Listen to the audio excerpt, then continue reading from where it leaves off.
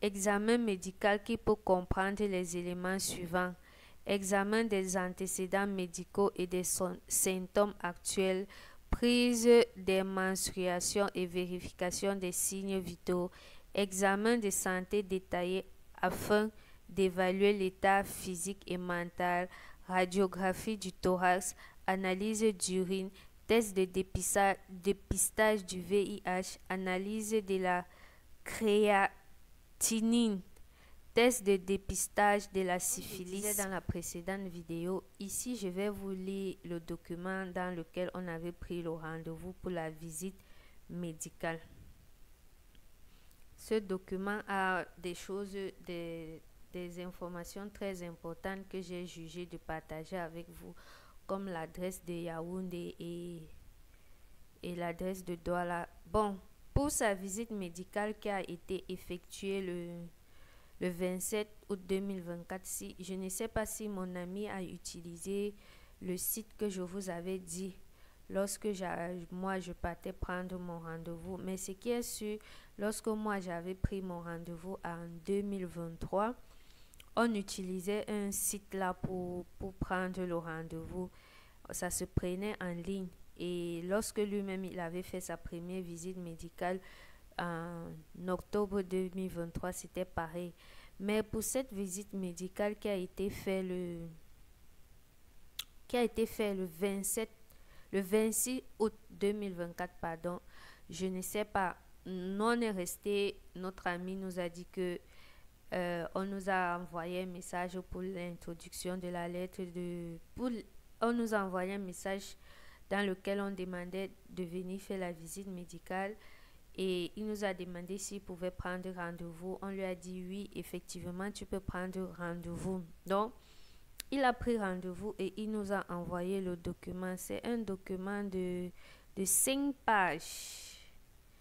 5 pages. Donc, avec toutes les informations nécessaires. Et nous, de notre côté, nous sommes juste allés effectuer le versement et on a attendu la date. Comme je vous disais, lorsque vous faites la visite médicale, rassurez-vous de toujours avoir les informations actualisées sur les frais de la visite médicale. Nous, on a payé 167 755, le montant qu'on avait payé précédemment pour les visites médicales, alors que le montant avait changé et c'était passé cette fois-ci à 118 000 quelque chose. Les montants sont exacts dans la précédente vidéo. Bon, pour ne pas rendre cette vidéo trop longue, je vais commencer la lecture. Mais avant toute chose, je dois me présenter. Si vous êtes nouveau sur la chaîne et si vous me découvrez pour la première fois, je me prénomme Sumo Manuela et je suis actuellement au Canada en tant que travailleuse temporaire. J'ai commencé une série de vidéos dans laquelle je partage l'expérience de voyage de mon frère, les détails de sa procédure d'immigration, et croyez-moi, c'est une procédure vraiment chargée en émotions. Une procédure qui va aller à plus de 1 an, dans laquelle on aura même des refus. Donc si vous voulez vraiment comprendre la série, comme je le disais au début, il faut commencer à l'épisode 1 pour comprendre dans quoi est-ce que nous sommes en train de partir. Là, je pense que nous sommes à l'épisode 6 ou 7, comme ça, je ne sais plus. Mais bon, ce qui est sûr, c'est que si vous allez regarder les précédents, vous allez mieux comprendre celle-ci et vous allez sortir là-bas chargé d'informations. Bon, commençons donc avec la lecture. Les gens, c'est l'anglais. Anglais, français, tu ne comprends même pas ce qu'ils disent. Bon, pour ne pas rendre la vidéo bizarre, je vais traduire tout ce qui est écrit en anglais directement en français. Et bien évidemment, vous avez votre numéro de référence en gros caractères, écrit en majuscule, écrit en couleur bleue. Ce numéro de référence, très important. Si vous vous rappelez, quand je parlais de ma procédure d'immigration, c'est mon numéro de référence qui m'avait permis de faire ma visite médicale ce jour. Parce que quand j'arrive à mon rendez-vous, j'avais également le rendez-vous à 7 heures. Quand j'arrive à mon rendez-vous, la sécurité ne me trouve pas dans la liste des personnes qui sont censées subir un examen ce jour-là. Donc, il me demande d'attendre, il me demande donc mon numéro de référence, d'attendre que l'administration arrive. Et une fois que l'administration est arrivée, c'est à partir de mon numéro de référence qu'on a permis que je sois reçu ce jour-là. Donc, gardez jalousement votre numéro de référence. Donc, détail appointment, les détails du rendez-vous. On a encore remis le numéro de référence. On a mis la date, c'était le 26 août 2024. L'heure, c'était 7 heures. Destination, country, Canada. Donc, le pays de destination, le Canada. Le pays où l'examen aura lieu, le Cameroun. Le centre de l'examen, bien évidemment, c'est l'OIM Douala, Bonapriso, rue Koloko, l'immeuble numéro 291, à côté, à the left, right left, à la gauche de la clinique du docteur Titalom, avant l'entrée du lycée Mongo. On a mis le numéro de téléphone. Je vais vous faire une capture d'écran si vous voulez. C'est ce numéro de détail. Les informations du demandeur, il y a bien son nom complet, sa date de naissance, son sexe, sa nationalité et le numéro de son passeport. C'était tout pour la page 1. On passe donc à la page 2. Comme je vous ai dit, je vous fais cette lecture parce qu'il y a des informations que j'ai jugées importantes. Évaluation sanitaire dans le contexte migratoire pour les migrants à destination du Canada. Dans le cadre de la procédure de demande de visa pour le Canada, tous les demandeurs sont tenus de se soumettre à une évaluation sanitaire dans le contexte migratoire. Le présent document fournit des informations importantes au sujet de l'évaluation sanitaire dans le contexte migratoire que vous vous apprêtez à subir au Centre d'évaluation de la santé dans le contexte migratoire de l'OIM à Yaoundé ou à Douala. Donc, si vous vous rappelez, lorsque je faisais mes précédentes vidéos, je vous avais certifié que la visite médicale, vous avez la possibilité de le faire à Douala ou à Yaoundé, contrairement au dépôt et à la biométrie où cela se fait uniquement dans la ville de Yaoundé. Ça, ce sont les informations que j'avais données pendant ma procédure en 2023. Mais cela est toujours d'actualité pour 2024 parce que mon frère a fini sa procédure en 2024, même s'il a commencé en 2023. Et donc, il a fait sa biométrie en 2023 à Yaoundé, son dépôt de passeport en 2024 à Yaoundé et sa visite médicale, il a fait à Douala parce que nous vivons à Douala. Mais ce document vous confirme effectivement que la visite médicale peut se faire à Yaoundé ou à Douala. Vous pourrez télécharger le présent document à l'issue du processus de prise de rendez-vous. On nous donne donc dans le document les coordonnées du centre de l'OIM à Yaoundé et les coordonnées du centre de l'OIM à Douala. C'est quoi les coordonnées du centre de Yaoundé? Pour ceux qui me demandaient, si j'ai bonne mémoire, dans mes premières vidéos, là, quelqu'un avait mis le commentaire ici, mais je n'avais pas encore l'information. Donc, pour Yaoundé, c'est quoi l'adresse?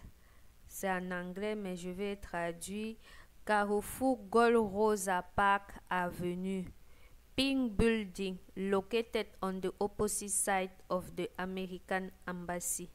Donc, l'adresse c'est Carrefour Gold Rosa Park Avenue, immeuble rose, situé à l'opposé de l'ambassade américaine.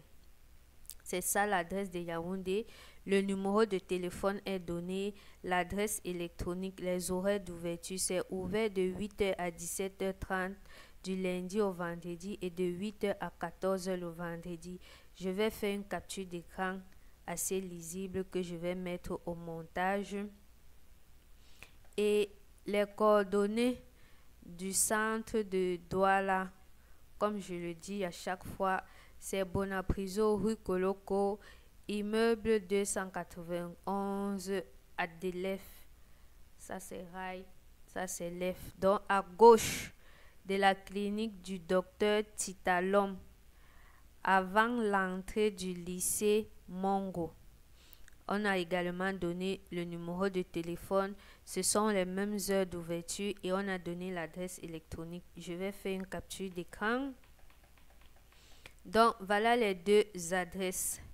Mais je me rappelle qu'à mon temps, on parlait aussi de la clinique Potier, non? Quand j'avais même eu certains soucis, j'étais partie à la clinique Potier me renseigner. Quand je n'arrivais pas à prendre rendez-vous, c'est à la clinique Potier au feu rouge Bessengue qui m'ont indiqué que j'utilisais le mauvais site et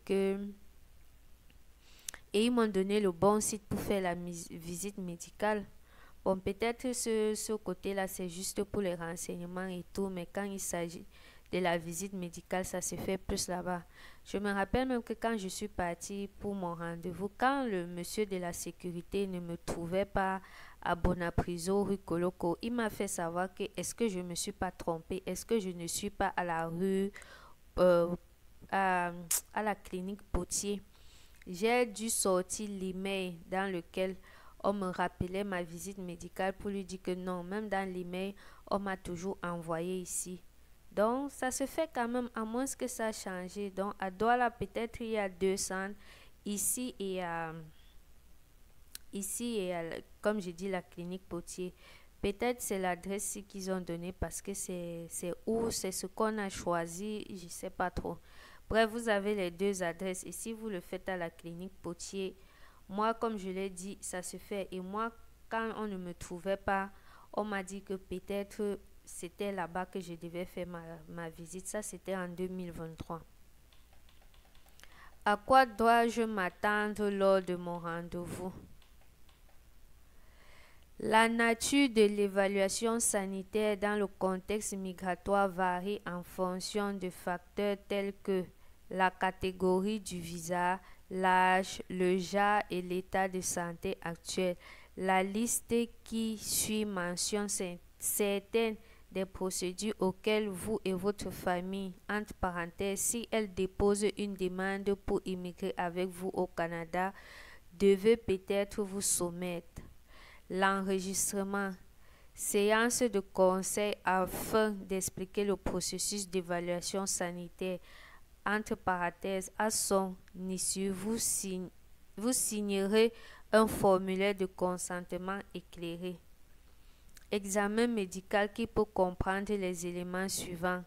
Examen des antécédents médicaux et des symptômes actuels, prise des menstruations et vérification des signes vitaux, examen de santé détaillé afin d'évaluer l'état physique et mental, radiographie du thorax, analyse d'urine, test de dépistage du VIH, analyse de la créatinine, test de dépistage de la syphilis.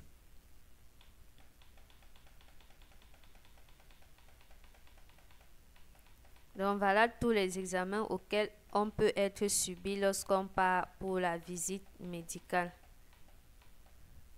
Maintenant, on dit procédure d'évaluation sanitaire réalisée dans le contexte migratoire selon l'âge du demandeur.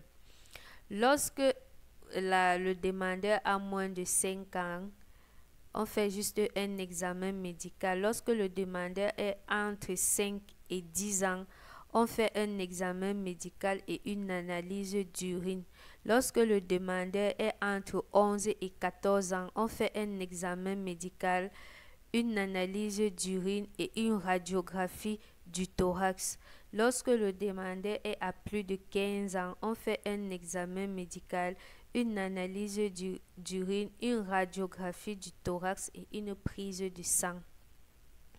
Donc, cette information, je pense qu'elle est assez importante pour ceux qui voyagent en famille et tout. Des tests ou procédures complémentaires seront-ils nécessaires? Des tests, traitements ou vaccins additionnels peuvent être prescrits afin de compléter l'évaluation sanitaire et ou de répondre aux exigences des services d'immigration en fonction des problèmes de santé identifiés au cours de votre examen. Dans cette éventualité, des conseils et informations supplémentaires vous seront fournis au cours du rendez-vous. Note importante: mineurs. Les demandeurs de moins de 16 ans doivent être accompagnés d'un parent ou tuteur qui peut donner son consentement et prendre des décisions en leur nom. Grossesse. Si vous êtes enceinte au moment de l'évaluation sanitaire dans le contexte migratoire, vous pouvez choisir de passer la radiographie du thorax avec un tablier double face en plomb afin de vous protéger ainsi que votre enfant à naître, ou d'attendre d'avoir donné naissance pour poursuivre l'évaluation. Si vous optez pour la première solution, il vous sera demandé de signer un formulaire de consentement supplémentaire. Tuberculose. La tuberculose est une infection bactérienne contagieuse qui se transmet d'une personne à une autre par des micro-gouttelettes dans l'air. Elle peut être latente lorsque la bactérie est présente dans le corps, mais qu'aucune manifestation clinique n'est décelée. Pour diagnostiquer une infection tuberculeuse latente, il faut d'abord écarter l'hypothèse d'une tuberculose active. Tuberculose active: lorsque la bactérie est présente et qu'elle est mise en évidence lors d'examens cliniques ou radiologiques ou d'analyses en laboratoire. Si le médecin pense que vous pouvez être atteint de tuberculose, il peut vous prescrire des tests plus poussés. Dans cette éventualité, des conseils et informations supplémentaires vous seront fournis au cours de votre rendez-vous.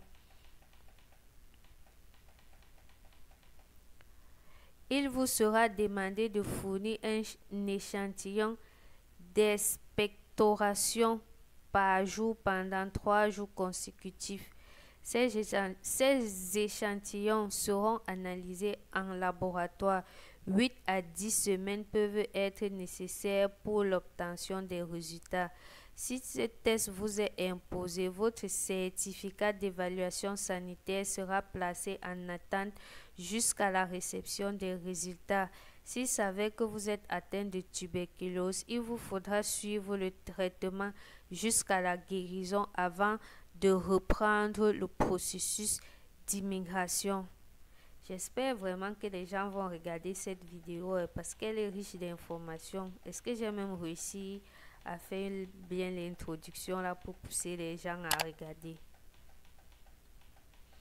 Bonne nouvelle, la tuberculose se soigne. Dans la plupart des cas, un traitement antibiotique par voie orale de quelques mois suffit. Que dois-je apporter à mon rendez-vous?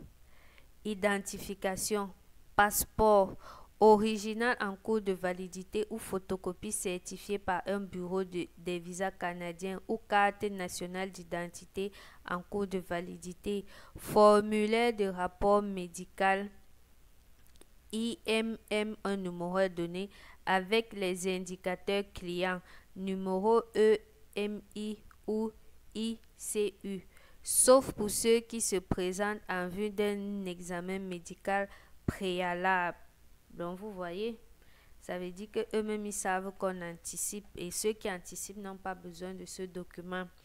Dossiers médicaux, rapports médicaux concernant les problèmes de santé passés ou actuels, carnet de santé de l'enfant si disponible.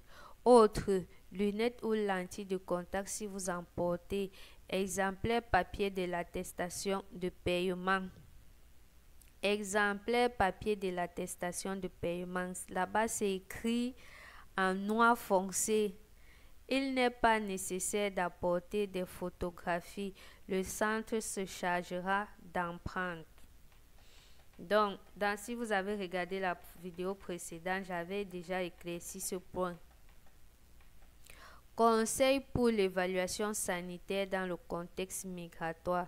Dans le cadre de l'examen médical, il vous sera demandé d'enlever vos vêtements et de revêtir une blouse d'hôpital. En revanche, veuillez garder vos sous-vêtements. Voir image ci-contre. Vous pouvez demander la présence d'un accompagnateur à votre examen médical. Veuillez ne pas dissimuler des troubles de santé. Toute tentative délibérée en ce sens sera signalée au service d'immigration canadien. Ne cachez pas votre grossesse, elle n'aura aucune conséquence sur votre perspective d'immigration. Veuillez reporter votre rendez-vous si vous-même ou votre enfant est malade, fiévreux ou atteint d'une éruption cutanée. Il n'est pas nécessaire de jeûner avant votre rendez-vous. Et le point ci là. Le point ci, il n'est pas nécessaire de jeûner avant votre rendez-vous. Mais moi, les trucs que les gens disent aux alentours, faut pas manger pour partir à la visite médicale, faut pas manger. J'étais partie sans même boire l'eau, mon frère. Imaginez quelqu'un qui se réveille à 6 heures. C'est quand je suis sortie à 14 heures que j'ai même bu de l'eau. J'étais partie sans même boire l'eau. Voilà ça qu'on dit que il ne faut même pas jeûner pour partir. Et mon frère m'a dit ça quand il est rentré de sa visite médicale. Il a dit, qu'on les a dit ça effectivement lorsqu'il faisait le truc, que ce n'est pas nécessaire. J'espère vraiment que les gens vont regarder cette vidéo. Lorsque je lisais, je voulais parler voilà, de l'exemplaire papier de l'attestation de paiement. Comme je vous l'ai dit, le versement se fait à Ecobank, à moins que ça a été changé. Et rassurez-vous toujours que la caissière a signé et a cacheté votre reçu. C'est ce qui valide le reçu. Bon, tarif de l'évaluation sanitaire dans le contexte migratoire et modalités de paiement. Tarif. Selon l'âge du demandeur, en dollars américains. Lorsque le demandeur a moins de 5 ans, c'est 130 dollars américains. Lorsqu'il est entre 5 et 10 ans, c'est 130 dollars américains. Lorsqu'il est entre 11 et 14 ans, c'est 150 dollars américains. Et lorsqu'il est entre 15 ans et plus, c'est 187 dollars américains. Vous auriez la capture d'écran.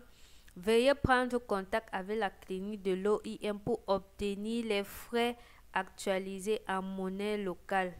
Central Afrique, dans le CFA pour nous, ceux de l'Afrique centrale.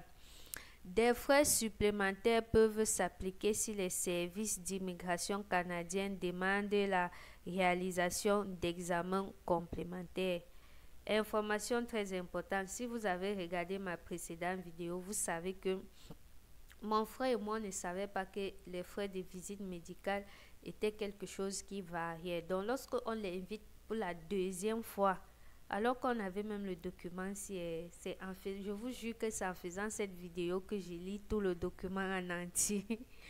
Alors qu'on avait le document, donc nous sommes partis faire un versement de 167 755. C'est lorsqu'il arrive à son rendez-vous qu'il finit la visite médicale. Lorsque le monsieur revérifie, il est étonné. Il dit que mais pourquoi vous avez payé ce montant? Actuellement, la visite médicale est à 118 450 si j'ai bonne mémoire. J'ai donné les montants exacts dans les précédentes vidéos. Il nous fait comprendre qu'à chaque fois qu'on doit faire une visite médicale, il faut qu'on se rassure parce que les frais de la visite médicale varient constamment. Il faut qu'on se rassure qu'il n'y ait pas eu de changement. Mais heureusement pour nous, on avait payé plus. Donc c'était nous les perdants et vous le savez, on n'a pas pu récupérer, c'était impossible. Mais imaginez qu'on avait payé moins alors que les frais de la visite étaient plus. Je ne sais pas ce qui allait se passer, on ne voulait même pas cette hypothèse-là. Donc rassurez-vous, ça c'est un document, je lis encore, ça a été donné Non, on a pris la visite médicale avant, le rendez-vous avant, je ne sais pas quelle date c'est donné, mais notre rendez-vous était pour le 26 août 2024. Donc ça, ce sont les informations, les tarifications actuelle du 26 août 2024. Mes tarifications à moi, vous le savez, c'était déjà plus que ça. Maintenant, modalité de paiement de l'évaluation sanitaire dans le contexte migratoire. Le règlement doit être fait en francs CFA d'Afrique centrale à la banque avant le jour de votre rendez-vous. Sur le compte ci-après, veuillez apporter un exemplaire papier de la preuve du paiement à votre rendez-vous. Veuillez prendre contact avec la clinique de l'OIM pour obtenir les frais actualisés en monnaie locale. Veuillez noter que le processus de remboursement, le cas échéant, peut être long et comporter des frais. Bon, on a donné les coordonnées bancaires du centre au Cameroun. Jusqu'en date de août 2024, c'était toujours OIM, donc du nom de la banque, Ecobank, nom du compte OIM, numéro du compte, ces données, observation sur le bordereau de dépôt bancaire, veuillez inscrire MH en majuscule au 0088 dans la case motif du dépôt.